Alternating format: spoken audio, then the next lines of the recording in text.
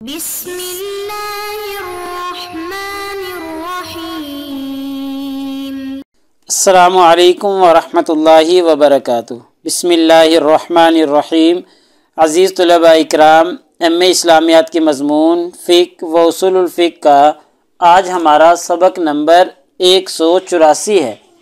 جس کا عنوان ہے کتاب النکاح کا الباب الثانی، اور انشاءاللہ آج ہم والسبب الثانی سے پڑھیں گے۔ چونکہ ہم اختلاف کا جو پہلا سبب تھا ہم وہ پچھلے سبق میں دیکھ چکے ہیں، اور اختلاف کا دوسرا سبب آج کے اس سبق میں انشاءاللہ ہم بیان کریں گے۔ تو نئے سبق شروع کرنے سے پہلے ہم پچھلے سبق کا خلاصہ دیکھتے ہیں۔ پچھلے سبق میں ہم نے سب سے پہلے عبارت کا ترجمہ اور عبارت کی مختصر تشریح پڑھی تھی، اور مختصر تشریح کے دوران ہم نے مہر کی مقدار کے تعین کے مسئلے کو زیر بحث لانے کی کوشش کی تھی کہ مہر کی آیا مقدار متعین ہے یا متعین نہیں ہے۔ ایسے ہی اس کی زیادہ سے زیادہ جو مقدار ہے وہ کیا ہو سکتی ہے، تو ہم نے پڑھا تھا کہ اس کی زیادہ سے زیادہ مقدار کے بارے میں فقہا کا اتفاق ہے کہ زیادہ سے زیادہ مقدار کی کوئی تحدید، کوئی حد بندی نہیں ہے۔ کسی کے پاس جتنی فرصت ہو اتنی وہ مہر کی ادائیگی کر سکتا ہے۔ اور ایسے ہی ہم نے مہر کی کم از کم مقدار کے بارے میں بھی گفتگو کی تھی۔ اس مسئلے کے بارے میں فقہا کا اختلاف تھا، اور دو گروہ تھے۔ ہم نے دیکھا تھا کہ دونوں گروہوں میں سے ایک گروہ کا کہنا تھا کہ کم از کم مقدار متعین ہے، اور ایک گروہ کا کہنا تھا کہ کم از کم مقدار متعین نہیں ہے۔ تو یہ دونوں مسائل جو فقہا کا اختلاف تھا ہم نے دیکھ لیا تھا۔ تو اس مسئلے کے بارے میں فقہا کا اختلاف تھا، تو ہم نے اختلاف کی وضاحت کی تھی۔ ایسے ہی پھر اختلاف کا سبب بھی بیان کیا تھا، چونکہ مصنف نے اس اختلاف کے دو اسباب بیان کیے تھے۔ پہلا سبب ہم پچھلے سبق میں بیان کر چکے ہیں، اور انشاءاللہ دوسرا سبب آج کے سبق میں ہم بیان کریں گے۔ تو آج کے سبق میں انشاءاللہ ہم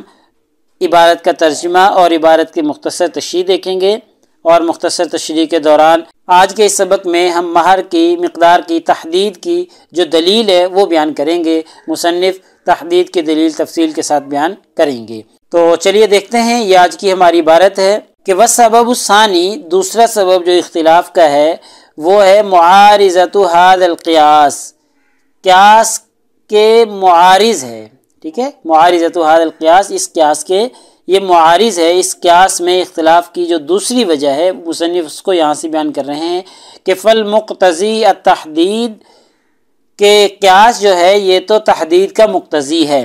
کہ وہ ہم نے پیچھے پڑھا تھا نا کہ عبادت کے مشابہ ہے، اور عبادت میں تحدید ہوتی ہے وہ تو متعین ہوتی ہے۔ تو یہ تو چاہتا ہے کہ جی تحدید ہو مہر میں بھی کم از کم، اور یہ مخالف ہے لمفہوم الاصل، حدیث کے مفہوم کے مخالف ہے یہ والا قیاس۔ اور وہ حدیث کیا چاہتی ہے؟ الذی لا یقتضی بالتحدید، اور جو حدیث ہے وہ چاہتی ہے کہ تحدید نہ ہو،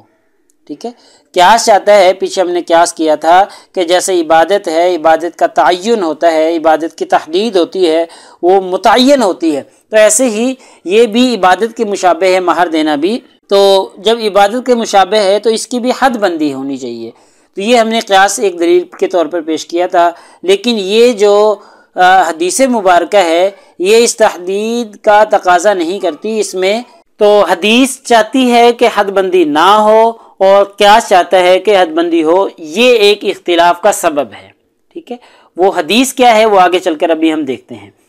کہ اما القیاس، مصنف یہاں سے مزید اس کی وضاحت کر رہے ہیں کہ قیاس جو ہے، جو پیچھے ہم نے عبادت کے اوپر اس کو قیاس کیا تھا مہر کو، کہ الذی یقتضی تحدید، قیاس تو چاہتا ہے کہ تحدید ہو، جیسے عبادت میں تحدید ہوتی ہے، فہو کما قلنا، جیسا کہ ہم پیچھے بیان کر چکے ہیں۔ کیا بیان کیا ہم نے کہ انہ عبادۃ، کہ یہ ایک عبادت ہے، مہر کی ادائیگی کیا ہے؟ ایک عبادت ہے۔ والعبادات موقتۃ،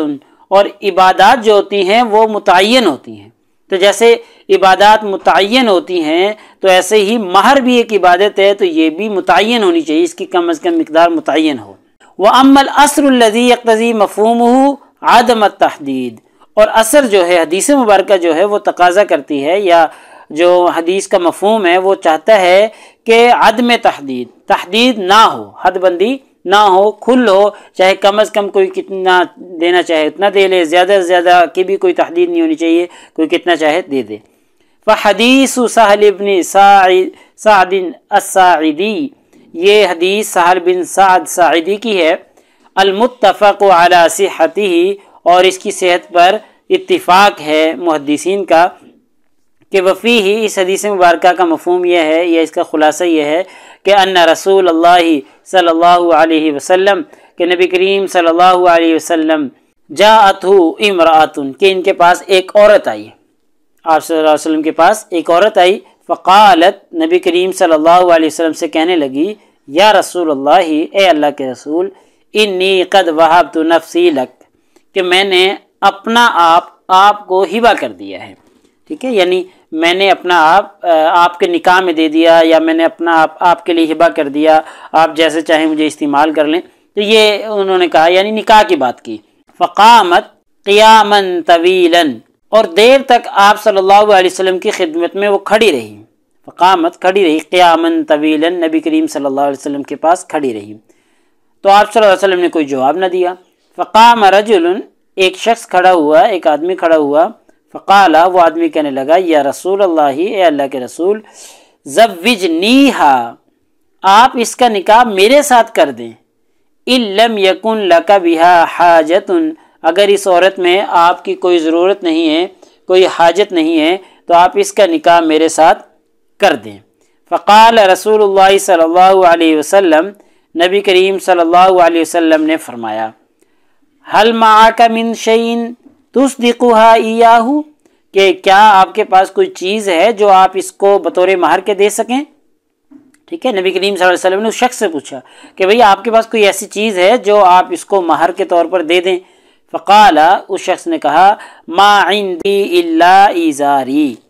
کہ میرے پاس تو صرف میرا ایزار ہے اور کچھ بھی نہیں، یعنی میرا تہبند ہے جو میں نے چادر باندھی ہوئی ہے، بس میرے پاس تو یہی ہے اور اس کے علاوہ کچھ بھی نہیں ہے، تو یہ ایزار ہے میرے پاس اور کچھ بھی نہیں ہے۔ تو فقال رسول اللہ صلی اللہ علیہ وسلم، نبی کریم صلی اللہ علیہ وسلم نے فرمایا، ان اعطیتہا ایاہ جلست لا ایزار لک، کہ بھائی اگر تو یہ اس کو بطور مہر کے دے دے گا، یعنی اپنی چادر اس کو دے دے گا، تو پھر بغیر ایزار کے بیٹھا رہے گا، یعنی پھر تو ننگا بیٹھ جائے گا، تیرے پاس تو ایزار ہی نہیں رہی، کیا پھر بغیر ایزار کے بیٹھا رہے گا؟ تو فلتمس شیئن، چل جا اور کوئی چیز تلاش کر، ٹھیک ہے، کوئی چیز جو اس کو مہر کے طور پر دے گا، جا کے وہ تلاش کر، تاکہ میں تیرا اس کے بدلے میں اس کے ساتھ نکاح کروا دوں۔ فقال، اس شخص نے کہا، لا اجد شیئن، یا رسول اللہ میرے پاس تو کچھ بھی نہیں ہے، مجھے کچھ بھی نہیں ملا، یعنی وہ گیا نہ، پھر کچھ اس نے سوچا کہ میرے گھر میں کوئی ایسی چیز موجود ہو یا کوئی، تو لا اجد شیئن کا جواب اس نے دیا کہ یا رسول اللہ میں تو کچھ بھی نہیں پاتا، نہ میرے پاس کچھ ہے۔ فقال علیہ الصلاۃ والسلام، نبی کریم صلی اللہ علیہ وسلم نے فرمایا، التمس، تلاش کر، ولو خاتما من حدید، یہ جملہ ہے جو ہمارا محل استشہاد ہے، کہ اگرچہ وہ لوہے کی ایک انگوٹھی ہی کیوں نہ ہو، یعنی تلاش کر اور سوچ کے تیرے گھر میں کوئی چھوٹی سے چھوٹی چیز بھی کیوں نہ پڑی ہو، چاہے وہ لوہے کی ایک انگوٹھی کیوں نہ ہو، تو ذرا سوچ اور تلاش کر۔ فلتمسا، اس نے پھر سوچ و بچار کی، تلاش کیا، فلم یجد شیئن، تو پھر بھی اس نے کچھ نہ پایا۔ فقال رسول اللہ صلی اللہ علیہ وسلم، نبی کریم صلی اللہ علیہ وسلم نے فرمایا، هل معک شیء من القرآن، کیا قرآن کا کوئی حصہ تجھے یاد ہے، یعنی قرآن کا کچھ حصہ تجھے یاد ہے یا تیرے پاس موجود ہے؟ قال نعم، اس نے جلدی سے کہا، جی ہاں یا رسول اللہ مجھے یاد ہے، سورۃ قضا و قضا، صورتوں کے نام لیے اور بتایا کہ یہ صورتیں جو ہیں نا مجھے یاد ہیں، یہ صورتیں مجھے آتی ہیں، یعنی اس نے جلدی جلدی صورتوں کے نام بھی لے دیے۔ فقال رسول اللہ صلی اللہ علیہ وسلم، نبی کریم صلی اللہ علیہ وسلم نے فرمایا، قد انکحتها بما معک من القرآن، کہ تحقیق میں نے تیرا نکاح اس عورت سے کر دیا اس کے بدلے میں جو قرآن کا حصہ تیرے پاس موجود ہے، یعنی قرآن کے اس حصے کے بدلے میں، یعنی اس کو مہر قرار دیتے ہوئے میں نے تیرا نکاح اس کے ساتھ کر دیا۔ قالوا، فقہا کہتے ہیں کہ فقولہ علیہ الصلوۃ والسلام، نبی کریم صلی اللہ علیہ وسلم کا جو فرمان ہے، التمس ولو خاتما من حدید، یہ جو پیچھے جملہ ارشاد فرمایا تھا آپ صلی اللہ علیہ وسلم نے کہ لوہے کی انگوٹھی ہی کیوں نہ مل جائے، تلاش ضرور کرو، تو دلیل یہ اس بات پہ دلیل ہے کہ انہو لا قدر لأقلہ، کہ اس کی کم از کم مقدار کی کوئی تعین نہیں ہے، کوئی مقدار اس کی متعین نہیں ہے، کیونکہ اگر مقدار متعین ہوتی تو نبی کریم صلی اللہ علیہ وسلم بیان کرتے کہ بھئی اس سے نچلے درجے کی چیز نہ ہو اور ہو ضرور، تو لیکن آپ صلی اللہ علیہ وسلم نے ایسی کچھ بھی وضاحت نہیں کی، آپ نے کہا کچھ بھی ہو، لوہے کی ایک انگوٹھی کیوں نہ ہو وہی لے آؤ۔ تو اگر کوئی مقدار متعین ہوتی کم از کم تو آپ صلی اللہ علیہ وسلم اسے بیان ضرور کرتے، کیوں؟ لِأَنَّهُ لَوْ كَانَ لَهُ قَدْرٌ لَبَيَّنَهُ، کیونکہ اگر کوئی مقدار ہوتی متعین کم از کم مہر کی تو لَبَيَّنَهُ، نبی کریم صلی اللہ علیہ وسلم اس کو بیان کرتے، کیوں؟ اِذْ لَا يَجُوزُ تَأْخِيرُ الْبِيَانِ عَنْ وَقْتِ الْحَاجَةِ، کیونکہ یہ پیچھے بھی اصول ہم نے پڑھا ہے، فقہ کا اصول ہے کہ ضرورت کے وقت جب بیان نہ آئے اور بعد میں آئے تو اس کا کوئی فائدہ نہیں، وہ جائز ہی نہیں ہے، یعنی ضرورت کے وقت بیان آنا چاہیے، بعد میں کوئی بیان دیتا رہے تو اس کا کوئی فائدہ نہیں ہے۔ لا یجوز تاخیر البیان عن وقت الحاجتی، ضرورت کے وقت بیان ہو اگر اس سے تاخیر ہو گئی تو وہ جائز نہیں ہے۔ اب ضرورت ہے، آپ صلی اللہ علیہ وسلم یہ موقع محل ایسا ہے کہ آپ صلی اللہ علیہ وسلم بیان کرتے اگر کوئی مہر کی کم از کم مقدار متعین ہوتی، اگر یہاں پر ضرورت کے موقع پر آپ صلی اللہ علیہ وسلم نے بیان نہیں کیا تو بعد میں پھر بیان نہیں کر سکتے، بعد میں بیان کا لانا جائز نہیں ہے۔ وَهَذَا الْإِسْتِدْلَالُ بَيِّنٌ، اور یہ جو استدلال ہے جیسا کہ آپ دیکھ رہے ہیں یہ واضح ہے، ٹھیک ہے، یہ واضح ہے، تو اس سے پتہ چل رہا ہے مصنف کا مسلک بھی یہی ہے کہ کم از کم کی مقدار متعین نہیں ہے۔ اور جو قیاس ان القیاس الذی اعتمدہ القائلون، اور جس پہ اس کے قائلین، تحدید کی جو قائلین ہیں انہوں نے اعتماد کیا ہے کہ قیاس جو عبادت کے اوپر قیاس کیا تھا ہم نے پیچھے، تو اس کی وجہ سے جو تحدید کی جا رہی ہے لیسا تسلم مقدماتہ، اس کے مقدمات بھی تسلیم شدہ نہیں ہے، یعنی جن مقدمات پہ اس کو قیاس کیا ہے وہ مقدمات بھی تسلیم شدہ نہیں ہے۔ وذالک انہ